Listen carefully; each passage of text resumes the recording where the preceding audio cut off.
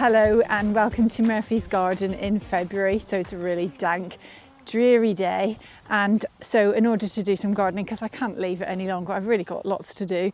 So I'm well wrapped. I've got 4 tops on, 2 hats plus 2 hoods, 4 pairs of socks, 3 pairs of trousers. So I hope, in fact I'm oblivious to the weather, and gloves, woolly gloves and rubber gloves as well to keep my hands waterproof, because there's nothing worse than being cold and damp. But as I'm completely oblivious to the weather. So I'm just heading now into the parterre. I've got the bits and bobs out because I do want to do the rose pruning. But before that, the thing that's been really bugging me from the bedroom window when I look out is the yew trees. The yew trees, you can see that one behind me, that yew, fastigiate yew, or Taxus baccata fastigiata as it's called, Latin name, means that it grows upright, as opposed to this yew which we use in hedging, which has a more outward growing habit. But yew is used to punctuate, so we've got 4 of them which we put in to give that kind of these columns of yew, and they look really good. However, as they've got bigger, and they did this when they were young, they have a tendency to open up in the middle and splay open, and they don't look very good. I've heard mixed things about, some people say to tie them together, some people say no, you never should tie them together, and I even asked when I was at Chelsea last summer, I even went to the help desk to ask them for some advice on what to do, and they said no, you don't need to tie them together. So when I came home I thought, right, okay, I'll untie them, which I did, and all that happens is that they splay open. I'll show you what I mean. So this is what happens when there is no string on them. They open right up, they look really unsightly, really ugly, and that's not the look I wanted when I got Irish yew. I wanted them to give me that nice columnar habit. So last year, after being told not to string them, I came back, fired up, cut all the string off, and this is what happened. They opened up completely. So then I decided just to string them very loosely, which I have done, but it hasn't given them enough support, and they've just come completely open again. And I did even try just taking out a bit of the weight, so reducing the length of some of the branches, thinking that would make them less heavy, but that didn't really work either. So I'm going back to what I did before, and that is just tying them up with string, and it seems to just hold them together. You don't see the string, so it's not a huge problem. So that's my job for today, because these are annoying me. So Al's just got me the step ladder, so I'll just do this. If anyone has any opinions on this, let me know. It involves giving them a big hug. Other jobs we've got to do today are the rose pruning. I want to do the pruning of the Desdemona roses in the parterre. They're desperate to be done. The other thing, Alistair's just gone into his shed to sharpen his shredder blade, because he is going to make a start on shredding the all that brash from the tree that we took down, the cherry tree. So he's getting ready to do that, and I then want to get on and do the weeding in the rest of the borders. I did make a start weekend before last, and but I want to finish that, cut everything back and weed, and then when he's cutting up all the brash, that will make mulch, and I can just put, instead of moving it twice, I may as well just do it in situ and put it directly on the borders. But bark chipping has got tannin in it, which can be harmful to your plants, but this is actually just more branches rather than big bits of woody stems, so I think it should be okay, and everything is underground anyway, so by the time things start to grow, a couple of months will have gone by, so I think it'll be okay. So that's looking better already. Sometimes people have opinions on things that they've never grown, and I don't know, they don't really, if you haven't grown something, you don't really understand what the problems are, do you, sometimes? So living with something, the classic for me is the number of times people have told me that Clematis bulbs don't do well on sandy soil, when I know that to be a falsehood. I know that not to be true, because ours just went rampant on our sandy soil. I've always been told, when you read all the books, it says that they do well on clay soil, but I think clay soil actually keeps them at bay and stops them taking over, whereas I think sandy soil, they just seed everywhere. So the only way to know something really is to have a go with it. So that's my attitude with gardening. Don't always believe what you read in the books. Sometimes people write books and they don't even have a garden, and they're writing about something growing in a pot and not how it does in a garden. So try it yourself and form your own judgment. Right, let's get up the ladder.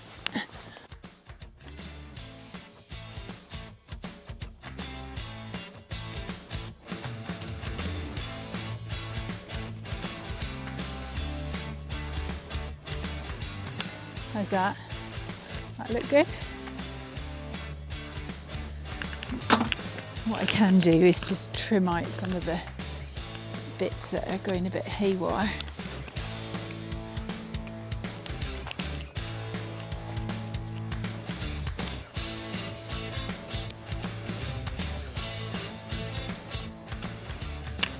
There, I think that looks better, do you?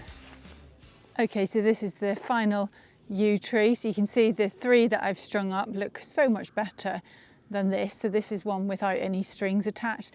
Can you see all the little flies buzzing around? There seems to be hundreds of little flies today. But you can see inside, there was a few little dead branches which I have trimmed out because it's not getting any light in there, clearly. And yew does grow back from dead wood, but these trees we put these in as tiny, tiny little trees. Were probably about that height when we put them in. They have been in various locations, as have most things in our garden, but this is where they've ended up, and they look really, really good. They look like soldiers standing in a row, but this one doesn't. This is the rebellious of the soldiers. So I'm going to be doing the same for that, but I just wanted to show you what happens when I don't string it. So as I say, I've spoken to many experts on this, and lots of people say you don't need to put string on them, but I find that's not the case. I find that I definitely do. If I don't, it does this. So that's that. So I'll just finish that one off and then we'll move on to other jobs. But I'm just going to mention about the fence. So I'm really, really, really excited about the fence now, because I spoke to Mike, who is the blacksmith, our friend, the blacksmith, and he said, well, why don't you just do estate fencing? And I said, well, what about the colour and what about the paint and stuff? Because we have painted that gate black and it looks lovely. But I didn't really want this to be painted black, and certainly don't want the work of painting it black. And he said, well, just leave it to go that lovely orangey colour. And then it doesn't need any maintenance. He said it will last about 80 years like that, so it will see me out. And the nice thing about that is that the colour will go this orangey colour, which is the same colour as the beds, and it's going to look fantastic. I don't know why I didn't think of it before. It will look the same colour as the beech hedge, and it will all just tie into our garden really, really nicely. So he is going to come out and measure, and that will go in quite quickly, and I think it's quite reasonably priced as well. We did talk about numbers and stuff. It's not too bad at all. It won't be a very solid fence. It won't be as solid as this. But do you know what else I quite like the idea? I thought I could grow perhaps like French beans along it, or maybe even courgettes. That would be cool. So that's got me excited. I'm looking forward to doing that. And then I think the same will do here. I'm going to have a chat with him when he comes about some sort of trellis idea for this part of the garden in the same finish. So that means that the gate is fine as it is. It's black, it's a feature, but the rest will be this rusty colour, and I think this will be a piece of metal trellis here. So I think that's going to look fab. I'm looking forward to getting that done. I was also thinking of having a chat with him about, can you see all these flies? They're horrible. But I wanted to also have a little chat with him about the seating area, maybe some sort of obelisk, metal obelisk. Alistair's talked about making a wooden one, but he hasn't got time. He's got so many other things to do. And anyway, wood just rots, whereas metal doesn't. So I'm going to have a chat with him and see what he says and see how much that would be. Anyway, back to my yew tree for now. I think I can dispense with one of my hats, my woolly hat. The sun has now come out and that transforms everything and it's lovely, and I'm not a bit cold, it's just lovely. So I'm now in the parterre and the next job to tackle is the roses. So the roses, these are shrub roses, these are David Austin Desdemona roses, a lovely rose that comes through blush pink and then it turns to pure white as it ages. It's really lovely and it smells good too. So in this part of the garden we've got the box hedging. The box hedging is looking really healthy. I will begin treating that with the top boxes come about March time, but for now it's looking really good. And the strolch, I talked about the strolch in the last video. There is a bit of leaf litter, so I will be going around just picking up the leaves and then just pruning the roses. So it's about having that nice open habit, and like a kind of goblet, you want not any inward facing growth, nice and open to let air flow through, removing any dead, diseased or damaged branches, stems, and yeah, so anyway, let's get to work.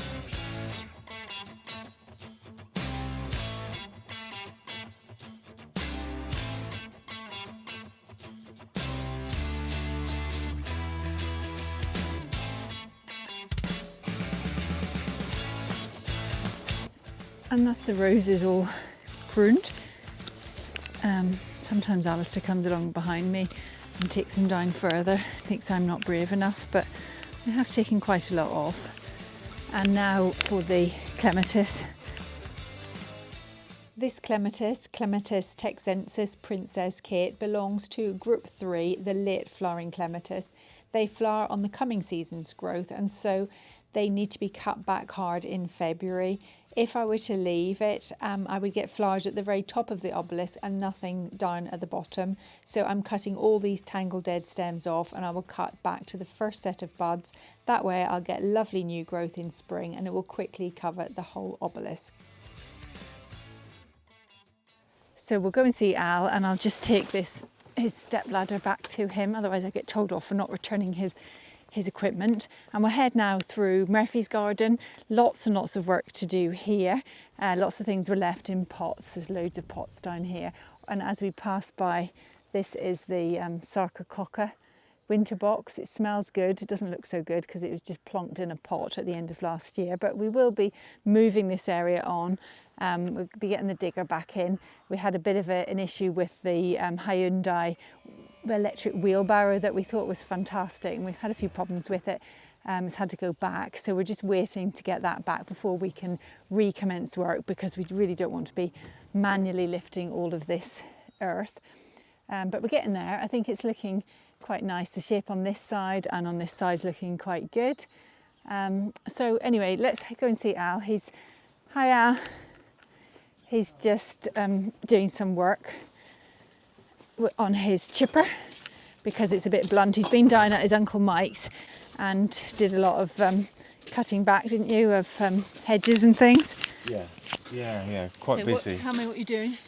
Well, just changing these around really. I've got to sharpen them up. They last about 2 seasons before they really need changing completely, but I've got to take them out of here. And the blade sits in. Yeah, it slots inside, and it's sometimes a bit harder to get out.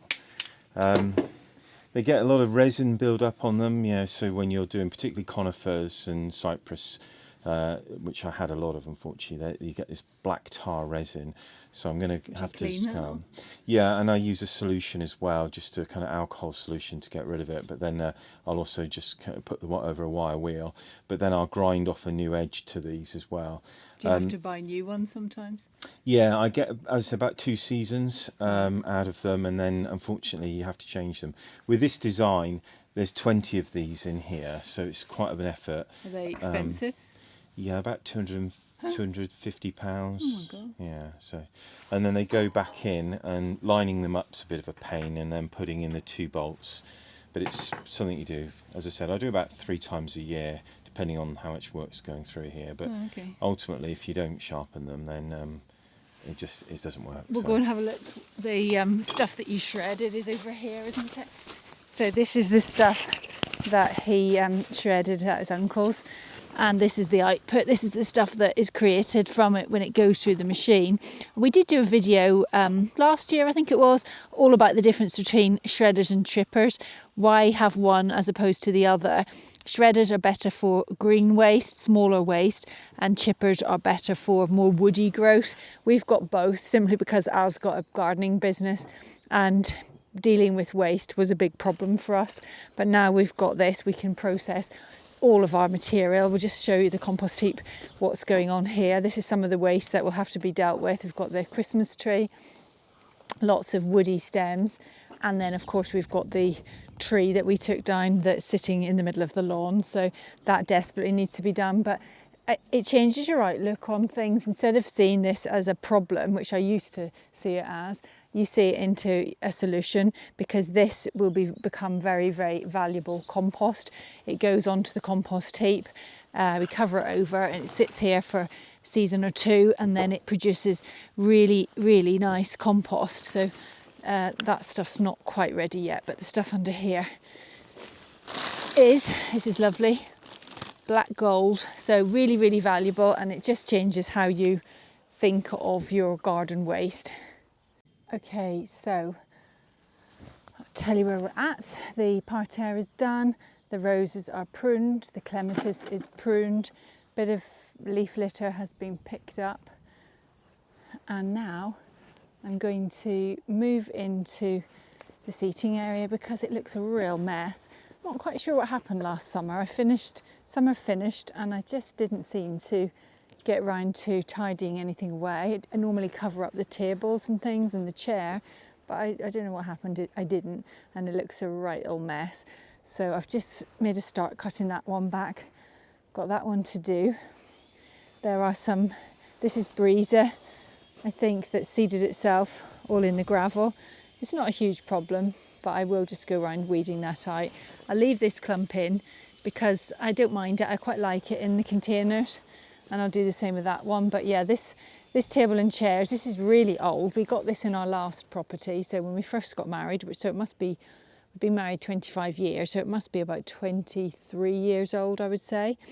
It's getting a little bit long in the tooth, in so much that there's a lot of kind of rusty marks here, but it's still sound. It keeps on going.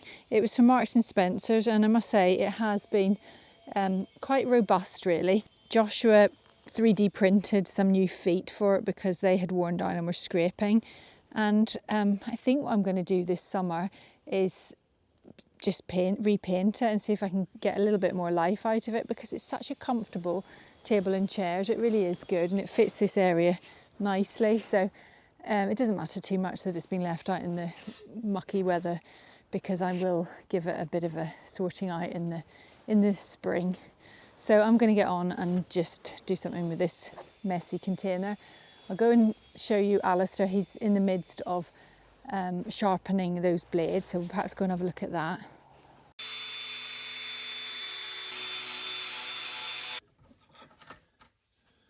So I'm just getting the resin off, really, so you can see the difference in the resin. And what I'm using is this is a paint stripper actually, but it works quite well for getting the resin off of them. And this little machine just measures the angle at which the blade has to be sharpened at.